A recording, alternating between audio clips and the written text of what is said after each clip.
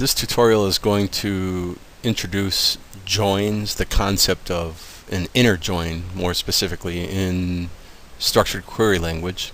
I'm going to use Microsoft SQL Server Management Studio Express, and I already have a diagram here of a simple database that I have made in the past.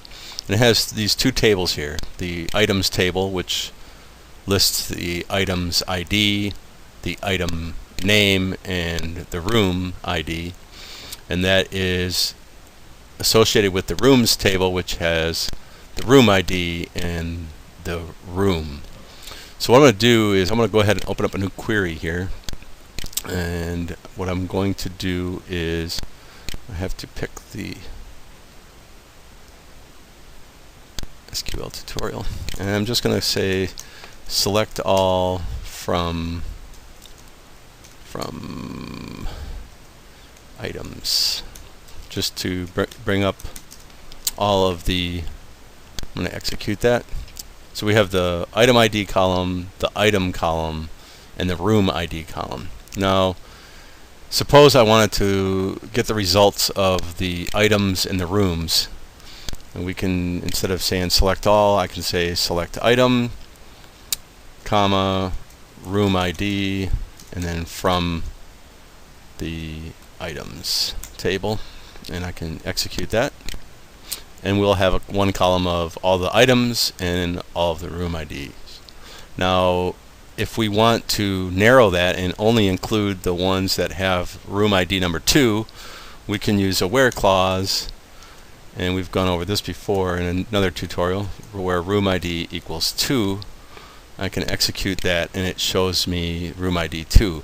Now the purpose of the join is to, because we don't really, this doesn't mean anything to somebody other than maybe the person that developed the database, a designer or people that use it often. So what we want to do is we want to be able to we actually want to be able to tell it we want to display the room. I'm going to undo what I just did there, instead of the room ID.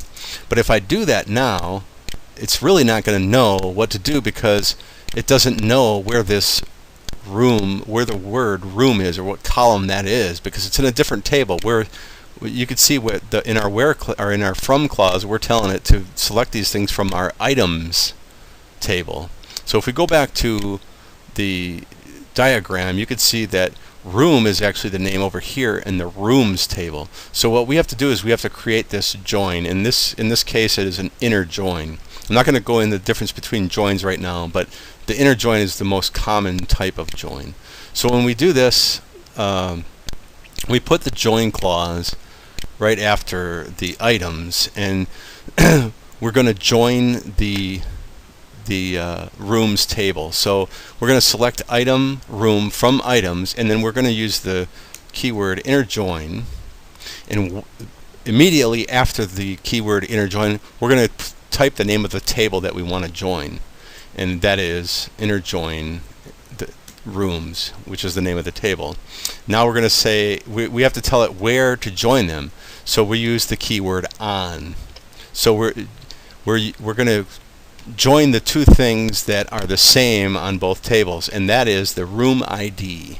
You can see here the room ID is the primary key on the rooms table, and it is the foreign key on the items table. So we are going to join the tables on the room ID. So the items table dot room ID equals the rooms dot room ID, and now we can say where room ID equals, let's say 3, and we can execute that. I've done something wrong. That's actually good.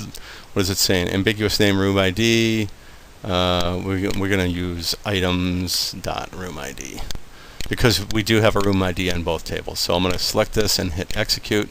Now we can see that we have all of our items, and we have the room name rather than the room ID, which makes a lot more sense to humans.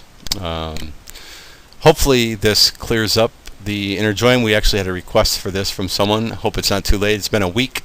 Don't get to make these videos as often as I'd like, but hopefully it helped you out. We'll talk to you next time.